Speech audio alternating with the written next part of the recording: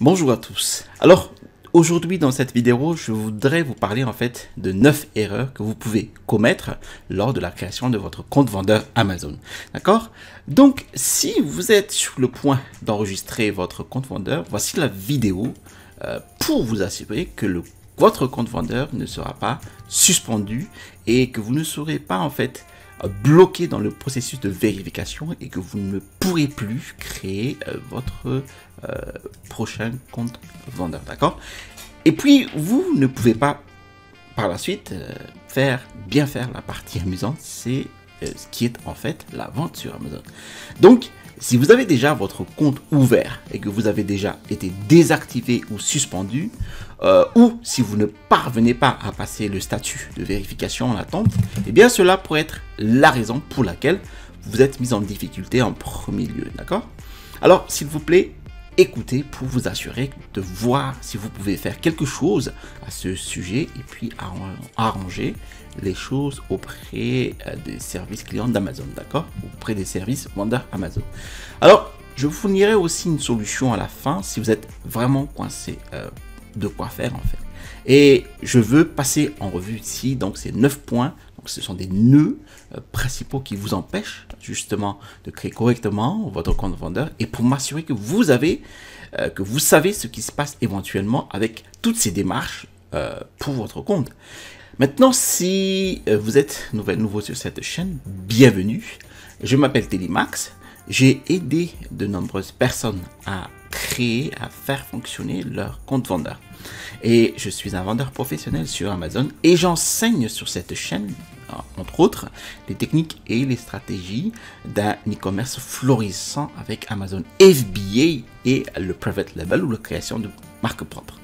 Alors, si vous n'avez pas encore fait, pensez à vous abonner en cliquant sur le bouton s'abonner situé en dessous de cette vidéo pour recevoir les notifications des prochaines sorties vidéo. Et je vous promets toujours des contenus de qualité.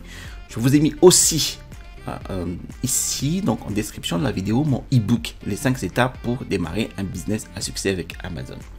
Alors, avant de commencer, je voudrais quand même ici répondre à une question que je reçois souvent à propos d'un compte vendeur.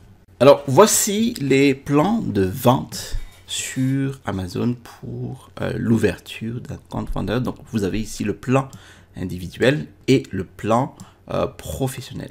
Voilà, donc le plan individuel, vous ne payez pas de frais mensuels, mais vous payez donc cette somme pour chaque article vendu, d'accord? Et pour le plan professionnel, donc vous allez payer un tarif de 39 € hors TVA par mois, plus les frais de vente supplémentaires. Alors vous me posez souvent la question, quel plan devrais-je prendre pour ouvrir mon premier compte vendeur, d'accord? Eh bien, moi, je vous suggère de partir sur le plan individuel. Alors, pourquoi? Parce qu'il faut savoir, en fait, l'installation, le développement, la mise en place d'un business Amazon FBA tourne autour de 3 à 4 mois en moyenne, selon mes expériences de coaching avec des personnes ici sur Amazon FBA, d'accord? Donc, concrètement, depuis le premier jour de mon coaching avec une personne jusqu'à la mise en vente, donc la mise en ligne de sa page produit sur Amazon, il s'écoule entre 3 et 4 mois en moyenne. Donc, pendant ces 3-4 mois, vous ne vendez rien. Donc, je vous suggère tout simplement donc, de monter un plan individuel, un compte vendeur avec le plan individuel pour démarrer votre business Amazon FBA. Bon, vous pouvez aussi par la suite basculer sur le plan professionnel. Il suffit juste de faire des modifications dans votre compte vendeur, d'accord? Mais le souci est que, bon, si vous choisissez le plan professionnel d'un coup, donc c'est très bien.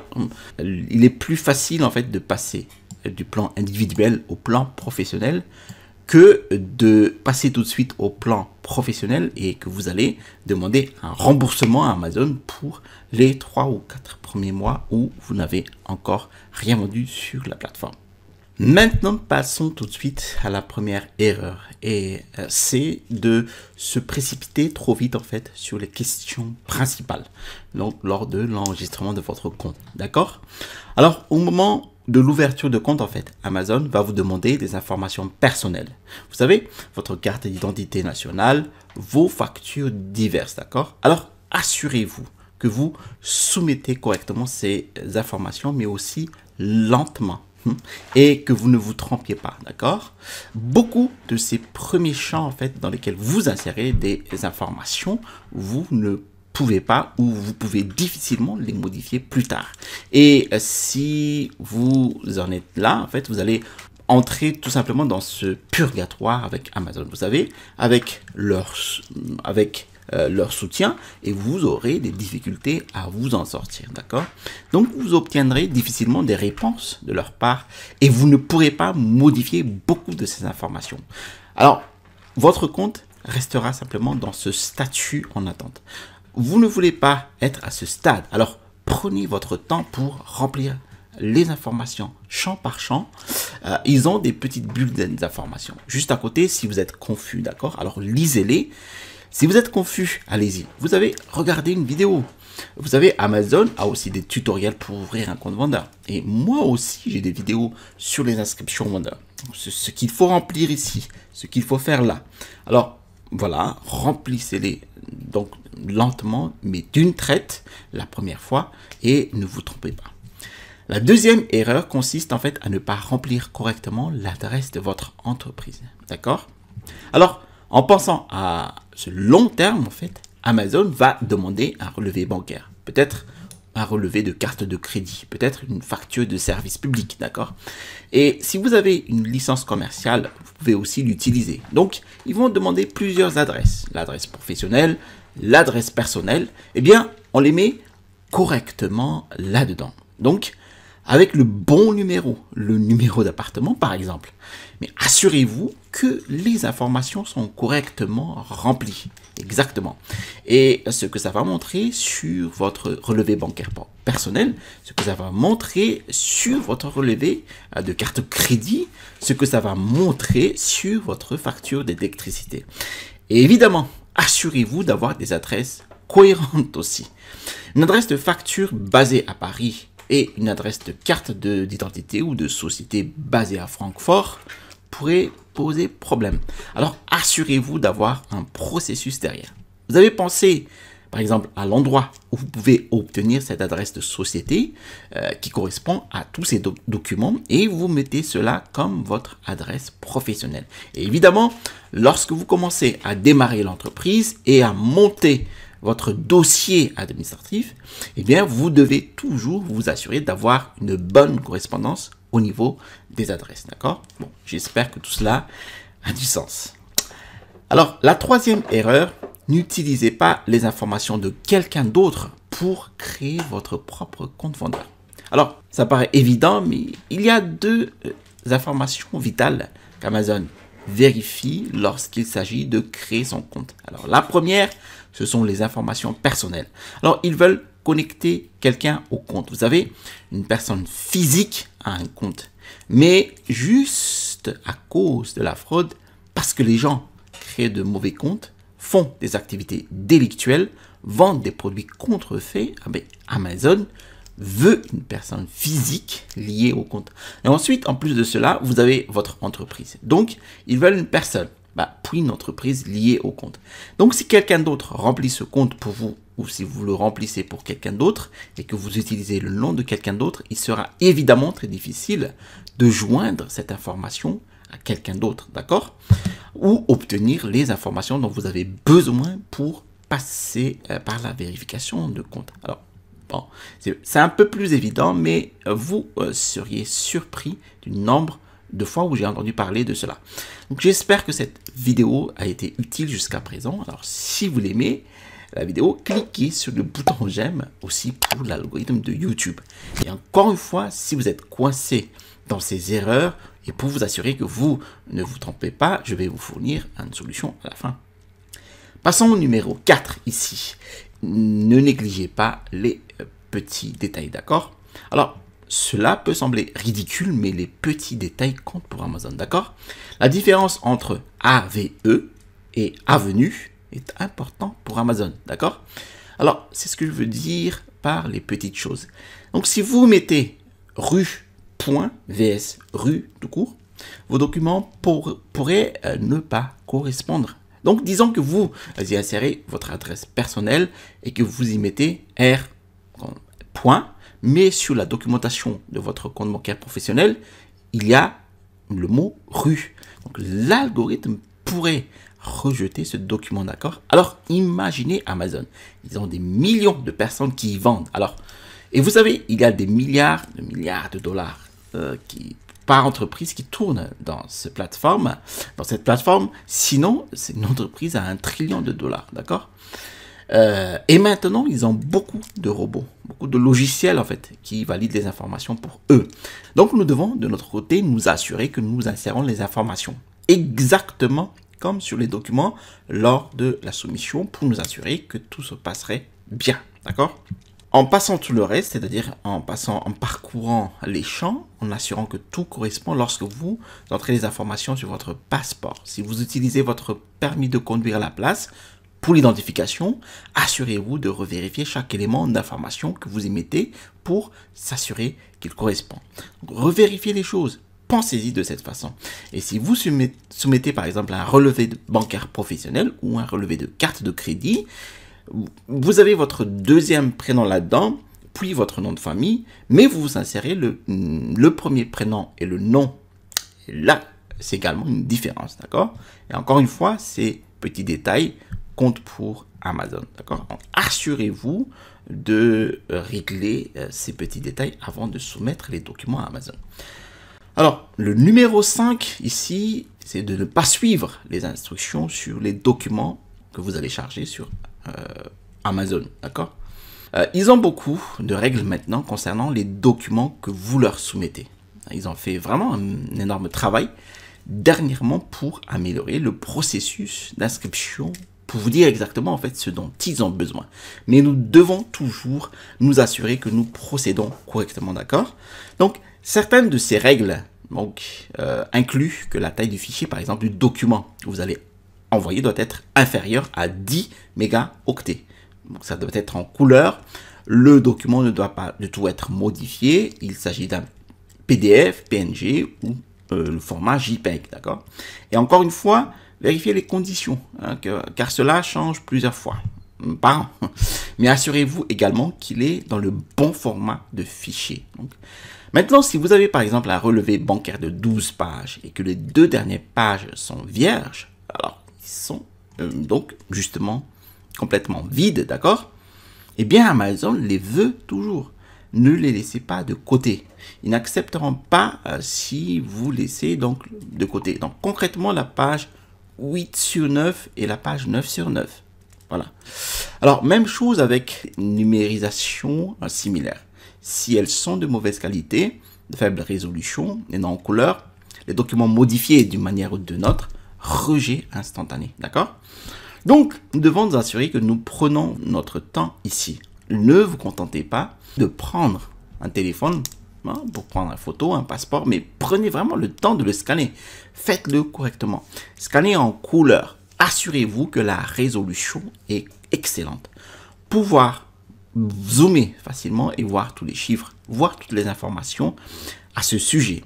Revérifiez les informations. Assurez-vous que vous ne leur donnez aucune excuse ici pour que votre document soit rejeté. Et encore une fois, il pourrait s'agir par exemple d'une mauvaise langue. Si vous soumettez vos documents avec une langue qui n'est pas acceptée sur Amazon, la soumission échouera aussi. D'accord?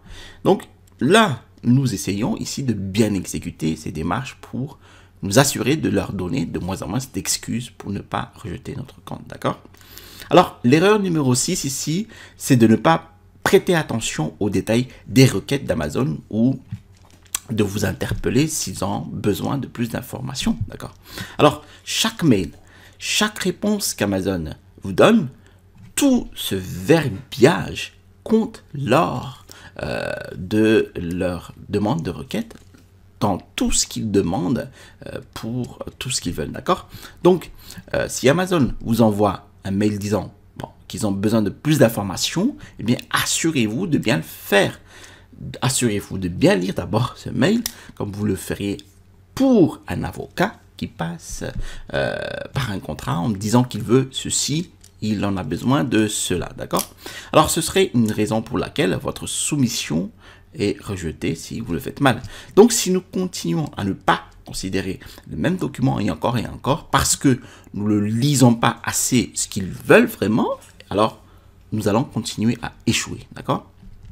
Vous ne voulez pas être dans ce cercle vicieux. Alors, assurez-vous de bien lire les mails.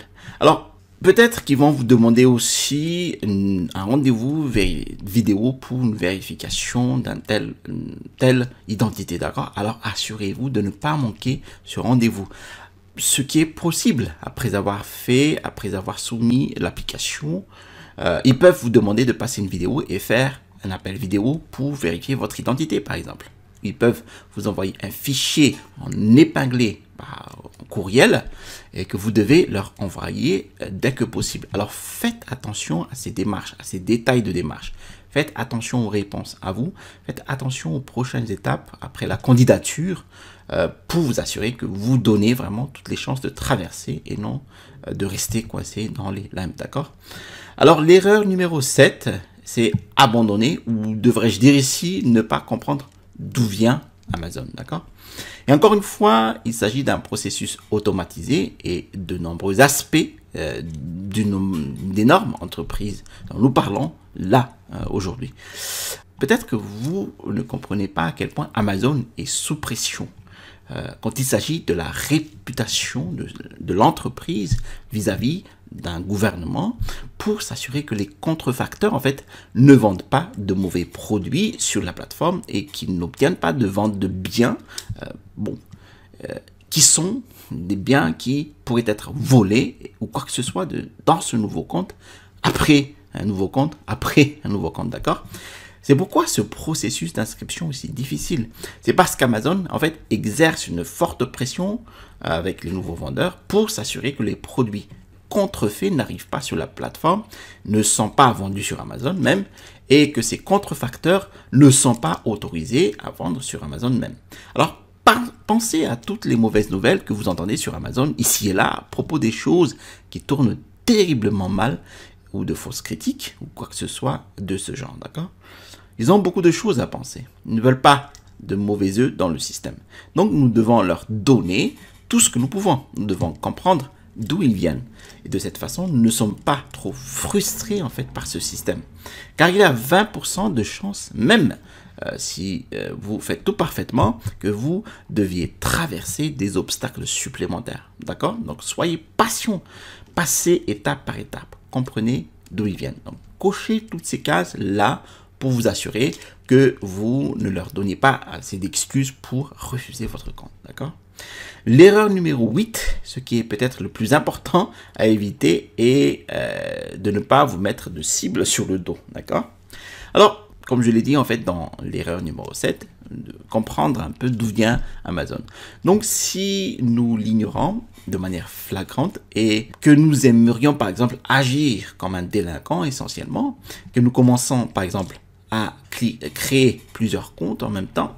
Donc, disons que notre compte, le premier, serait rejeté. On va créer un deuxième compte, puis un troisième, puis un quatrième compte, ainsi de suite.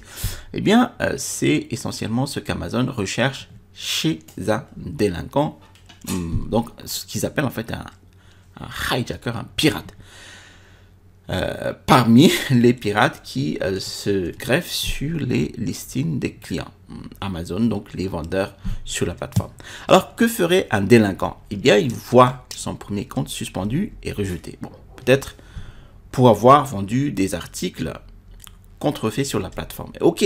Et par la suite, ils allaient essayer de créer un deuxième, puis un troisième compte. Et si vous faites ça, vous allez imiter exactement le délinquant et ce qu'il fait. Alors, ne faites pas ça.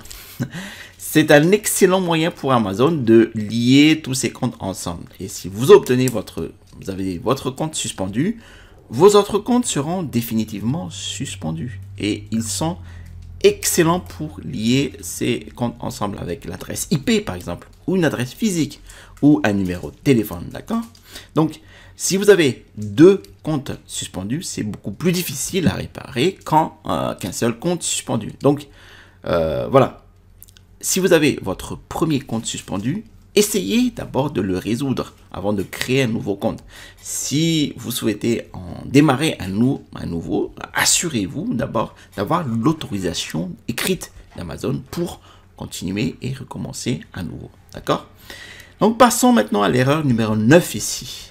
Alors, il s'agit de rester seul dans son coin et de ne pas demander de l'aide ou de ne pas faire les recherches appropriées pour que votre compte soit opérationnel, d'accord? Alors, évidemment, si vous regardez cette vidéo, félicitez-vous ici. C'est un bon travail de comprendre qu'est-ce qui peut vous faire suspendre, qu'est-ce qui peut vous faire rejeter, qu'est-ce qui peut échouer lors de la vérification. Donc, vous faites ce qu'il faut. Vous pouvez demander aussi de l'aide. Vous pouvez aller voir quelqu'un qui l'a déjà fait. Vous avez par exemple les groupes Facebook. Vous pouvez aussi parler à un mentor. Ou vous pouvez reprendre un programme. Faire ce qui est le mieux pour vous. Donc, bon, moi je ne suis pas insistant ici quand il s'agit d'acheter quelque chose, mais il y a d'autres options aussi, d'accord? Alors, si vous êtes coincé, si vous ne savez pas ce que vous faites, ou si vous voulez vous assurer de ne pas le gâcher, alors cherchez de l'aide, demandez à des personnes, des groupes Facebook, d'accord? Moi, j'ai un groupe Facebook ici, si vous voulez y intégrer, d'accord?